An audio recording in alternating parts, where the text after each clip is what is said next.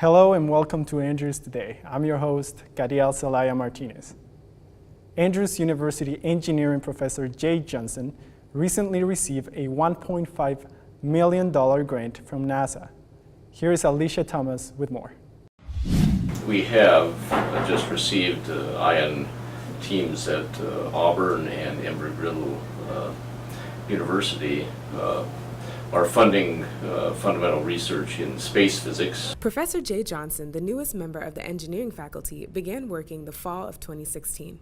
Johnson was awarded 2 grants by NASA in which he is a co-investigator in the research. One of the grants, the one that is at Auburn, is looking at how particles enter what's called the magnetosphere. For the research, Johnson will be working with 2 professors from Auburn University and Embry-Riddle Aeronautical University. At Auburn, I work with Professor Yu Lin, and I think another collaborator is Vasilis Angelopoulos, who is the person who first sort of discovered these so-called bursty bulk flow events. Professor Lin is an expert in simulation, hybrid simulations. I've worked together with her on a number of projects. She does the simulations, I provide some theoretical support for the simulations. NASA awarded Johnson and his colleagues with a grant after reviewing their proposal. With the funding that we've had recently, the order of 10-15% of the proposals get selected. So it's a highly competitive process, and so you put together a team of people that can do the research and propose to look at a highly compelling problem that's of relevance to NASA. Each of the projects are anticipated to be completed in 3 years. Johnson is also collaborating with several Andrews students throughout the research process. The other 2 students are Derek Horton and Nathan Barrow. They worked together on that first project, and then Jesse Snelling has been working with me on a project where we look, so electromagnetic ion cyclotron waves are really important for radiation belts. So the radiation belts are really energetic electrons that can potentially damage satellites, and so one of the ways in which the radiation belts get depleted, which actually makes it better for the satellites, is through electromagnetic ion cyclotron waves. And Jesse has been doing stability calculations to determine under what circumstances these waves would be generated, which would then potentially empty out the radiation belt fluxes from certain flux tubes. And then I have another student, Jake Willard, who's been working with me and the Princeton team, and it's on a project to actually try to map out field lines by shooting a relativistic electron beam. And so he's doing some calculations to see how many of the electrons can get down to the ionosphere where we can detect them. So it's exciting to work on something that we're trying to figure out ways in which we might be able to predict the effect of the storms. This is Alicia Thomas reporting for AU Today. On April 1st, the Gymnix team held their annual home show. We spoke to the assistant coach and some of the gymnasts about their performance. We're here at Andrews University for our Gymnix home show. It's our last show of the year, and it's where we get to really put everything together that we've been practicing all year long. We meet every night, Monday through Thursday, for 2 hours, and we work on our routines. And then in the last couple of months, we put together the gym and the show and everything and try to make it a really good show.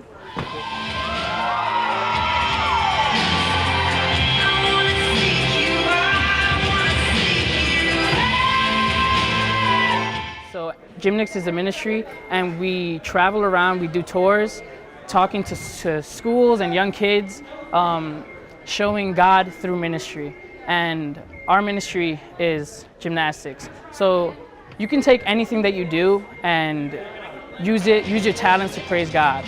And that's what we do here with Gymnix. We use gymnastics to preach the word and to talk about God.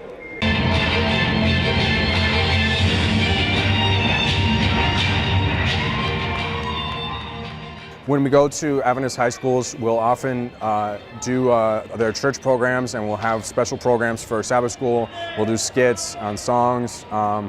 The Christian message is woven through the performance. And our final routine, whenever we perform a show like this, our final routine is Tribute to God, which is a series of Bible stories told through gymnastics, using our gymnastic skills in order to communicate that. And one of the cool things, one of Coach Paddock's favorite parts about this is that we can go to schools that aren't necessarily Adventist, and we get access there, and we can spread that message to other folks.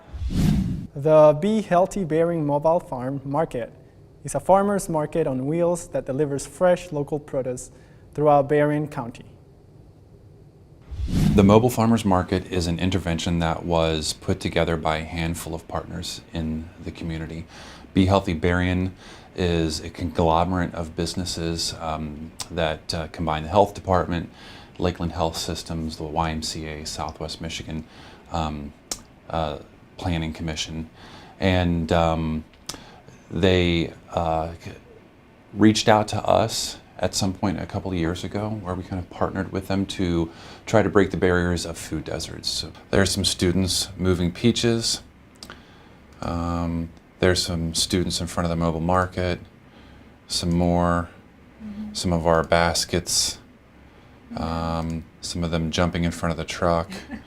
And the mobile farmers market is basically a mechanism to provide those healthy food options in parts of our community that don't have it automatically through traditional business supply and demand chains. On the 29th of March, the Health and Wellness held its second annual Health and Wellness Fest. Here's Dominique Wakefield with more.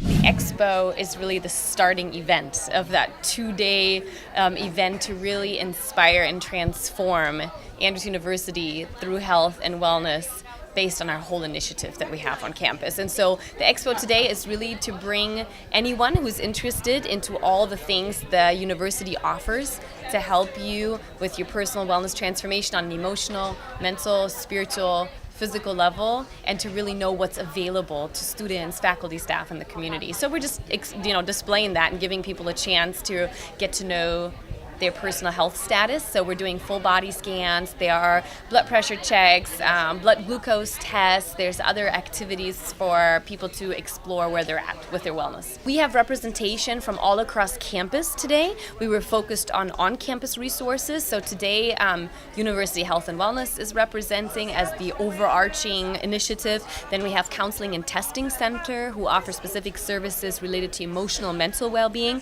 We have Campus Ministries, whose focus is to really promote spiritual well-being. We have the nursing department, we have the speech pathology and audiology department, we have Lamson Hall Health Club, Meyer Hall Health Club, we have True Color Hair Studio, and they're great because they're also promoting self-care, skincare, and those types of things. We have the Nutrition and Fitness Student Association on campus, and very exciting, in about 20 minutes we will have some live cooking demonstrations to teach people how to do quick, healthy food preparation with little resources. We spoke to some of the people represented at the fest. I'm Elise Damron. I'm manager at Lamson Health Club, the women's health club here on campus. And we are here to offer 5-minute chair massages to anyone that would like one today. We do offer massage services in the health club, so this gives them a little taste. There's a lot of benefit to massage. It's great at detoxing the body. It's great for de-stressing. Meyer Health Club is a gym located in the dormitory, the men's dormitory, and our motto is no excuses. So basically we're trying to break down all the barriers, all the excuses that people can think of why not to come to the gym.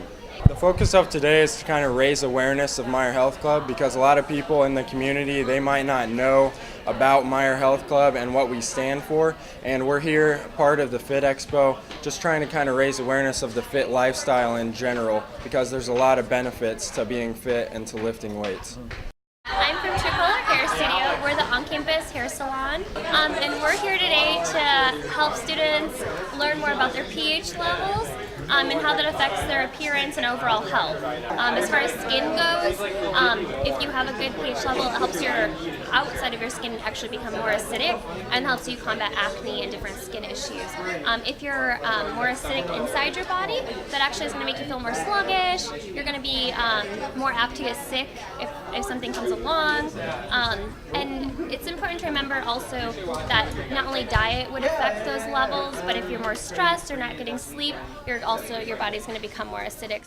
We would like to become the healthiest university in the world, and it seems tremendously ambitious, but we really want to reach high because we feel like we have a great foundation for that to take place. I mean, considering we're already a smoke-free, drug-free, alcohol-free campus, we have a lot of great advantages already, and so that's our main vision. So everything we do is really with that in mind. How can we really become the healthiest place? Number one, to really help students live up to their full potential, employees to live up to their full potential, and to impact the world. So it really goes with our theme on campus, seek, affirm, change the world. Thank you for watching another episode of Andrews Today. I'm Gadiel Zelaya. Don't forget to tune in next week for Campus News.